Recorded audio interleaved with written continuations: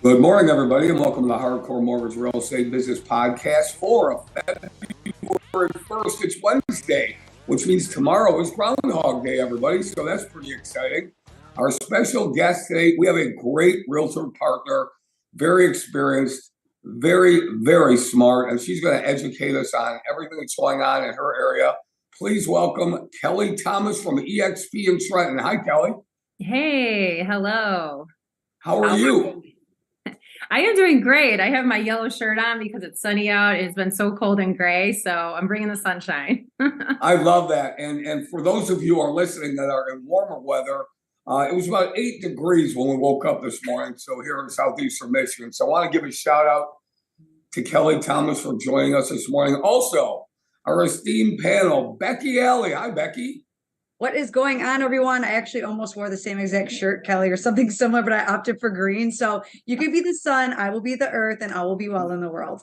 Nice. Becky Alley, top 1% of all originators in the United States, along with Mr. John Kolb, also a 1%er. Good morning, John. Good morning, all. And Mr. Harvey Freed, host of the most hardcore mortgage real estate business show, heard every Saturday morning, 9 to 10 on 97.1.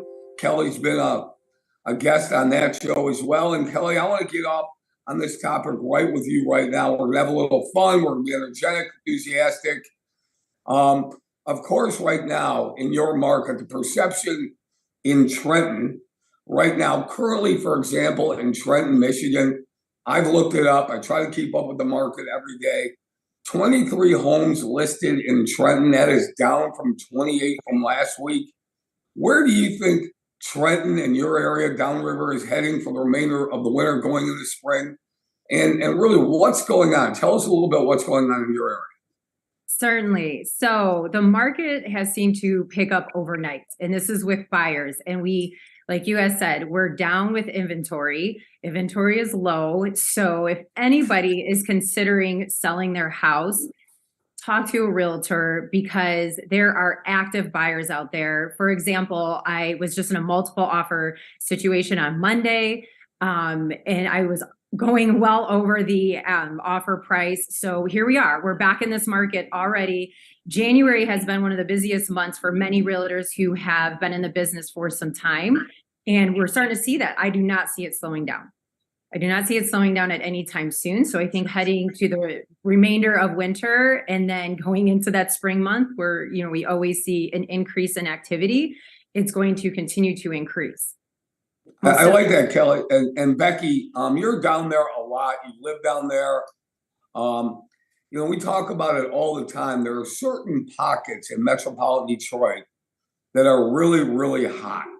And if Kelly's area, in Trenton right now, there are only 23 homes, inventory is down. We know what's going to happen when April 1st rolls around, right, Becky?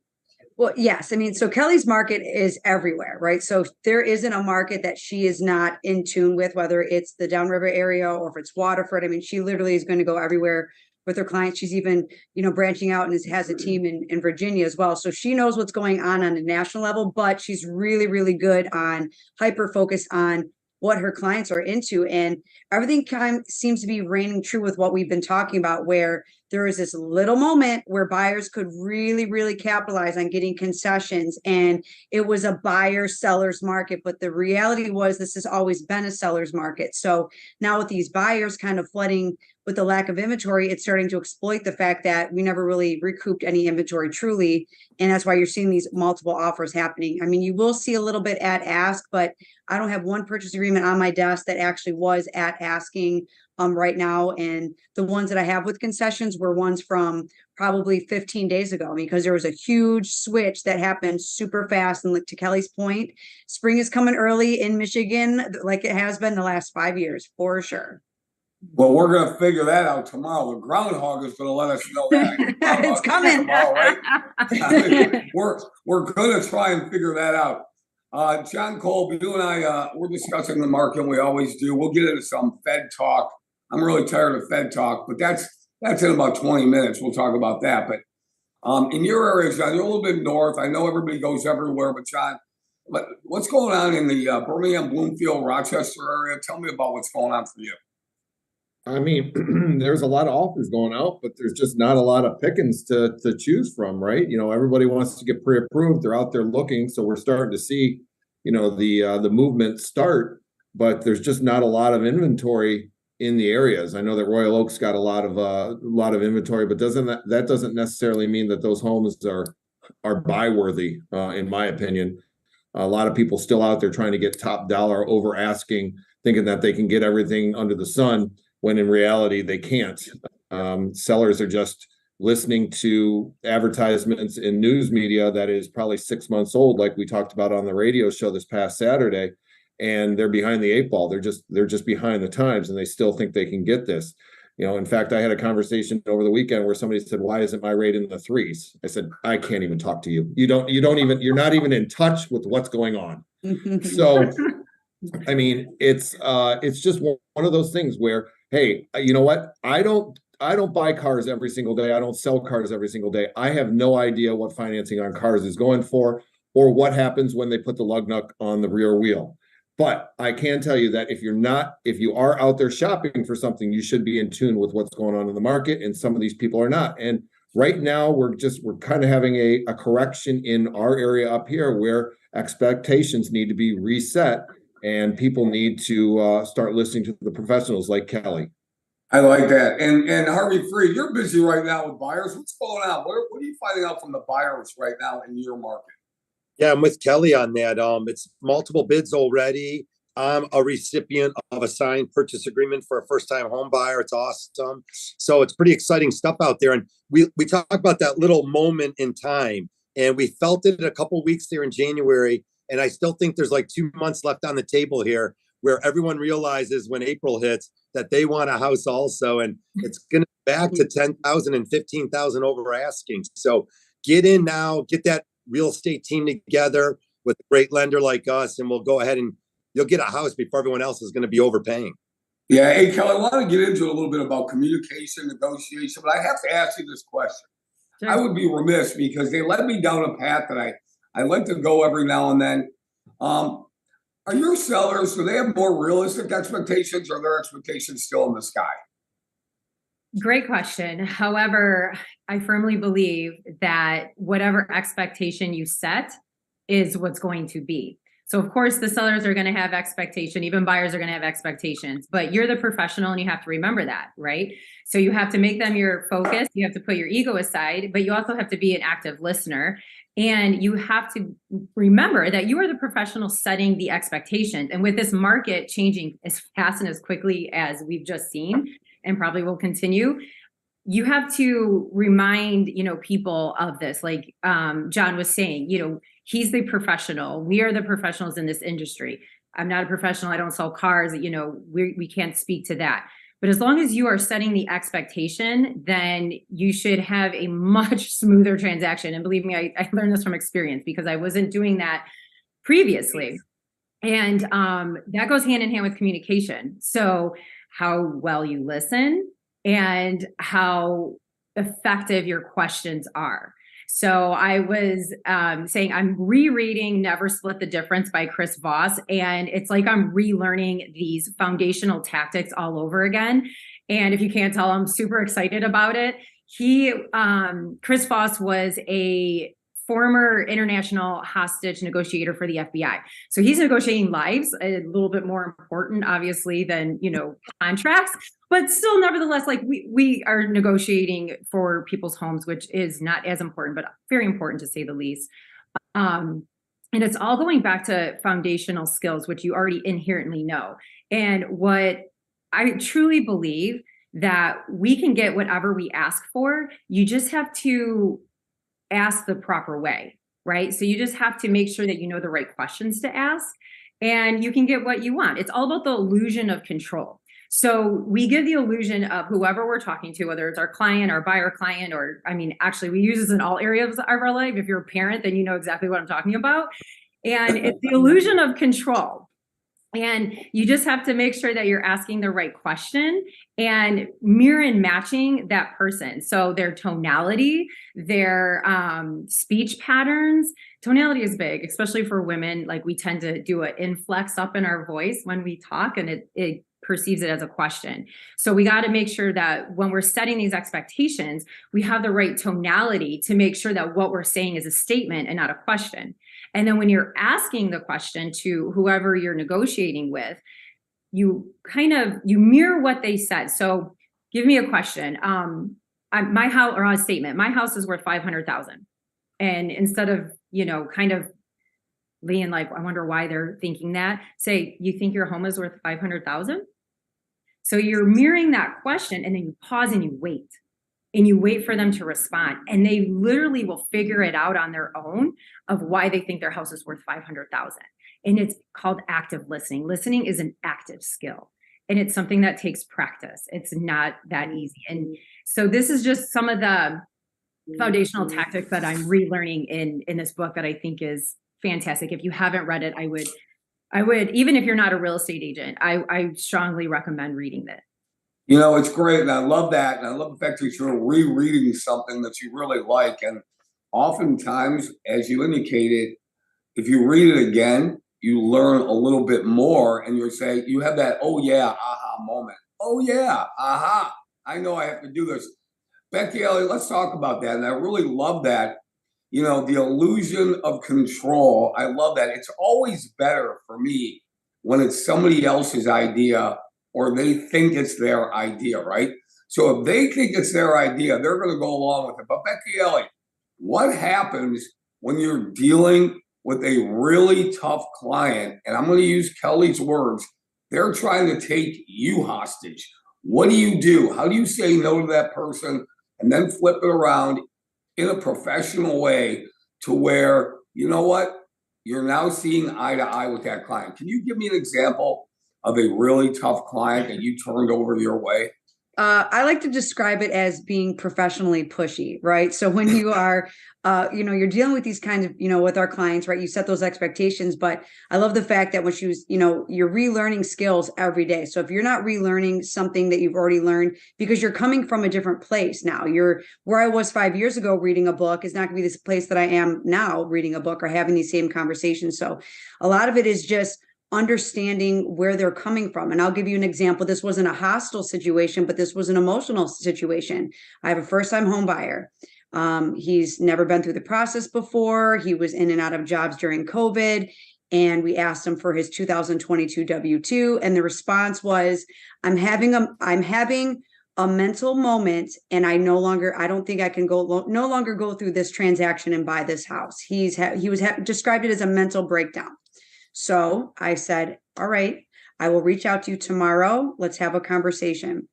So in that conversation, the agent obviously heard me on the phone and was like, what's happening? All these things, because literally I need a W-2 and we're clear to close, right? There's nothing that's been catastrophic. This wasn't a tough transaction.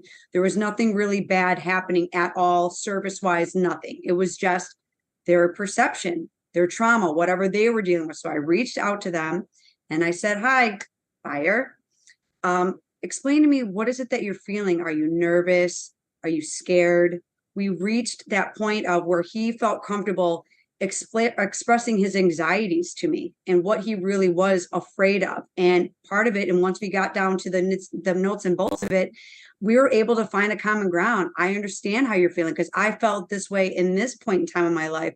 Well, let's not lose focus of your overall goals. I'm not here to push you in any direction that you do not want to go in. However, let's have clear mind and clear thought before we make a hasty decision based on how we feel in this moment versus how we're going to feel 5 minutes from now. And we worked through it.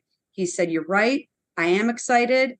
I let my emotions get the best of me. I was nervous because I didn't want to fail. And I was afraid that I was not going to be able to get through this. And, the W-2 is going to somehow make the loan not go through and whatever else. But we worked through that.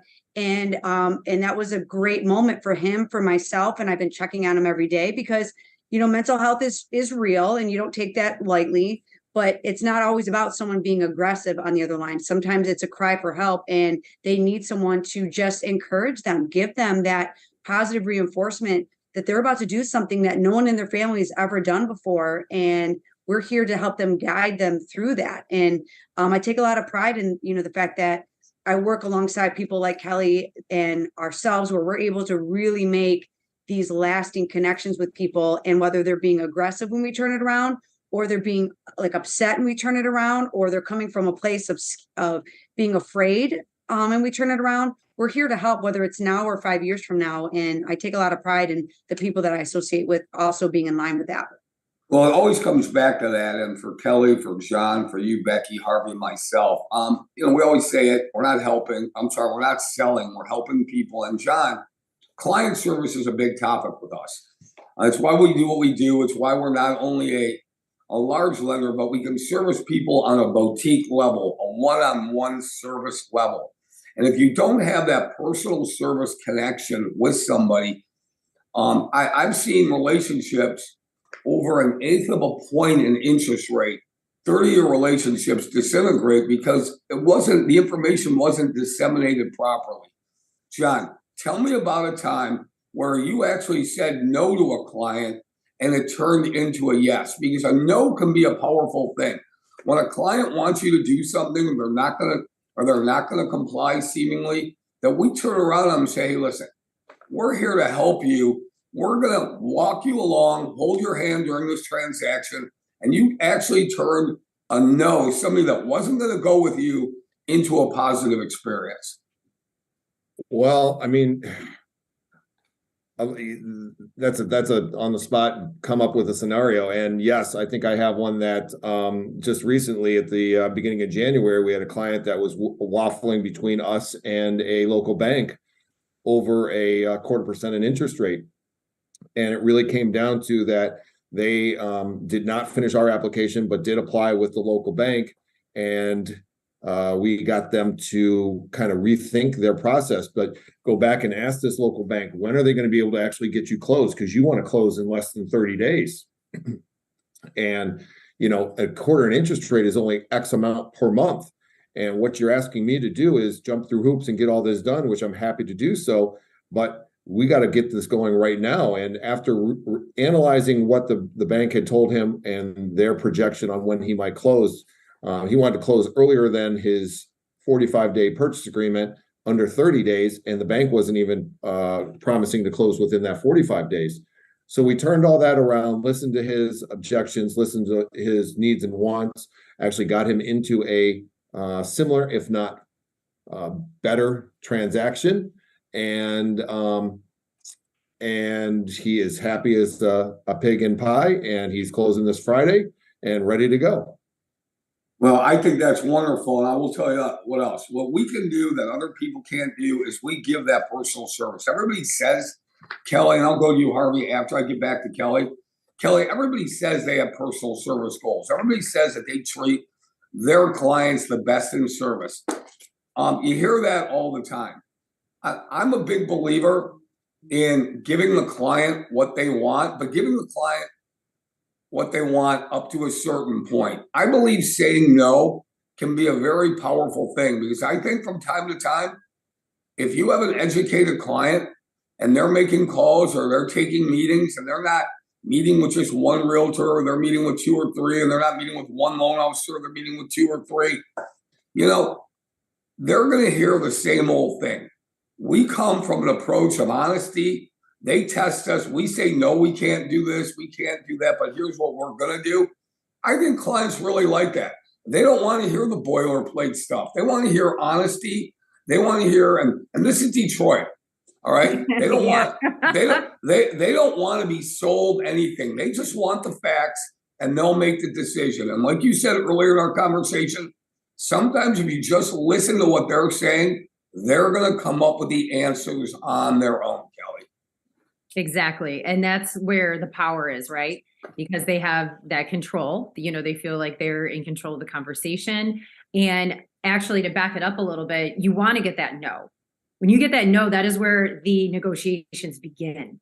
Okay. So that's where you have the power to ask the effective questions, and then listen and wait and pause and let them figure it out.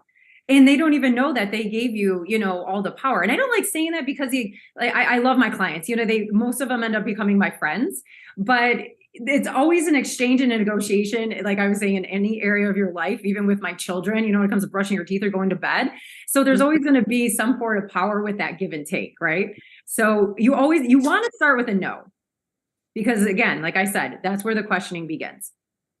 Love it. Harvey Freed, tell me about the last time that somebody said no to you, but you turned it into a positive. Well, probably every day of my life. I think the positive things out there are listening a little bit more, and just things that I'm always working on is trying to listen to more and understand that this is I have a 19-and-a-half-year-old and a 24-year-old client right now. So very interesting to watch them go through this path of home ownership, and exciting. And that's what I'm doing. I'm enjoying that experience with a lot of first-time home buyers this year. So that's really the focus this year, is sort of diving into remembering when and not taking anything for granted, and just really going step by step. Here we always say, when we follow the playbook, things work out excellent for the buyers. And I think that knowledge and confidence is really what we see from these buyers that have taken the extra step to put that team together. This is a Hardcore Mortgage Real Estate Business podcast for Wednesday, February 1st. We have special guest Kelly Thomas from eXp in Trenton. Love having her on. I'd be remiss, panel, if I didn't talk about what the Federal Reserve is going to do. Fed talk. I'm really, really tired of Fed talk. Federal Reserve meets today and tomorrow. What are they going to do next? Prediction time. You know, I'll throw it out there. I think it's going to be 25 to 50 basis point hike. Then maybe one more hike after that. John hates that. But you know what, Becky Alley? Rates are actually down from fall of 2022. Highs of around 7.75 down to about 6.5-ish right now. So down over a point for sure. Kelly's telling us business is still good. It's good early. It's good on February 1st, right, Becky? So, you know, I'm tired of it. We got to talk about it. Yada, yada, yada, rates. What say you on that? People are going to buy houses no matter what. It doesn't matter what the rates are, what they're not. It's price over price for us, right? So if you're a loan officer and you're out here selling rate, well, then you need to reevaluate what your skill set is, because you're going to get mowed over and you're going to get exploited. Because at the end of the day, I'm worth an eighth because of what I'm bringing to the table and how I'm advising my clients and the experience that they're going to have, right? We're experienced professionals creating experiences for our buyers, and we go where they grow. So 63% of buyers, or 63% of mortgages out there, we talked about this on the radio, are at 4% or less. That is a lot. So do you mean to tell me that all these people are never going to want to right size their homes and upgrade? No.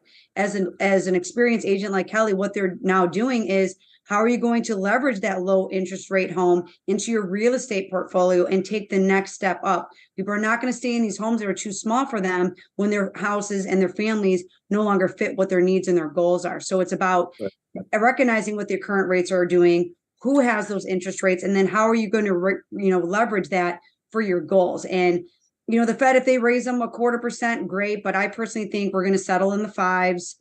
Like middle of this year, we're going to see that, which is a great opportunity for buyers to get out here and capitalize, whether they stay in the high fives, low sixes. Even with the Fed announcing it, I really don't think that our interest rates are going to be too much affected, because inflation is starting to correct, and that is what truly the interest rates tend to mirror, not exactly what the Fed funds are doing, which is short-term interest rates, which is your car loans, your HELOCs, your credit cards. Those are what is really affected when the Fed makes these announcements, not so much mortgage interest rates. Excellent take. John, give me your 1 minute diatribe on the Fed. 1 minute, that's all I get? You could have more than that. I know. I just didn't think you want to talk about this because we hate that. God, I am so sick of the Fed. Ugh. All right. Well, honestly, you guys all know that the what they do in the bump with the Fed funds rate has already been taken into account. We've already priced this into the market over the last 2, 3, 4 weeks. So really, it comes down to what Fed Chairman Powell wants to, I almost said corrupt, but that's not the right word. Really wants to screw things up when he comes out and does his meeting after what the Fed does, and that's when he talks about recession, inflation, and all the stuff that really causes our market to go wonky. So yes, I think Harry, 0.25% now. I'm hoping that they stop after that, but I think probably 0.25% again after that. But really, it comes down to what's he really going to say about inflation, recession, and all the other stuff that's going on in our market, and the tightening that they want to do. And that's really the unknown and why everybody's on the edge of their seat waiting for. Yeah, I could agree with that. I can't wait to hear what he has to say. And rates are based on inflation. Inflation is under control. It is moving down steadily. Whether they get to their 2% inflation indicator is another story. But as you can tell, here in metropolitan Detroit, home buying is going on. We have Kelly Thomas from EXP in Trenton. Kelly, I'm going to give you the last word of the day, and then we're going to wrap up with our panel. But you've been an excellent guest. I love the topic of the day today. I'm taking 3 things out of this. You are the professional, illusion of control, and let's listen to what people have to say, because most oftentimes people will give you the answers to the test if you just listen to them, Kelly Thomas. Exactly. And if we can just do a quick exercise or practice if nobody is next to you. And I'm also a yoga instructor, so this is a little meditation practice that will ensure that the person that you're talking to knows that you are actively listening. So bring all your focus and awareness right behind your eyes. So I just did it. And when the next person that you talk to, try it and see their response. So all of the awareness right behind your eyes. Just try it. I love that. And then write in the comments, like, if anything happened. All right, I love that. Yeah. Very cool. I love it. Well, thanks, Kelly Thomas. Go ahead, Becky Alley. Give us your last thoughts for today. Listen, there's a reason why Kelly Thomas is out here and she is successful, because she is in tune with herself, her clients, her atmosphere, what's around her. And the agents out there that are struggling, it's because the market is constantly changing and you're staying the same. The one thing that stays is the same in our business is change. So you have to be constantly adapting and pivoting, because every client is different, every home is different, every negotiations is different. So get connected with the right people, because we have a lot of buyers out there running around with pre-approvals with people that don't even know, they haven't had more than one conversation with their loan officer. And that's a problem, I feel. So you have to be educated. And I want buyers to ask me tough questions. I like that. I even encourage them to go talk to someone else, because when they come back around, they feel the difference, they see the difference, and they hear the difference when they're speaking with the right people. So get educated. We are here to help you always and forever, and get in contact with Kelly Thomas, because she will focus on you and what you want.